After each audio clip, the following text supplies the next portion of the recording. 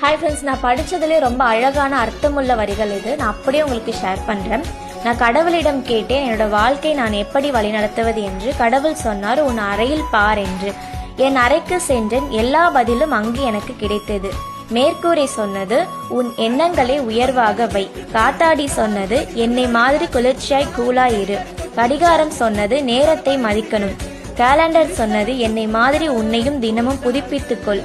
மணிப்பர் சொன்னது, வருங்காலத்திற்காக சேமித்துக்கொள். கண்ணாடி சொன்னது, உன்னை மட்டும் பார். விளக்கு சொன்னது, என்னை மாதிரி அடுத்தவர் வாழ்வில் ஒளியேற்று.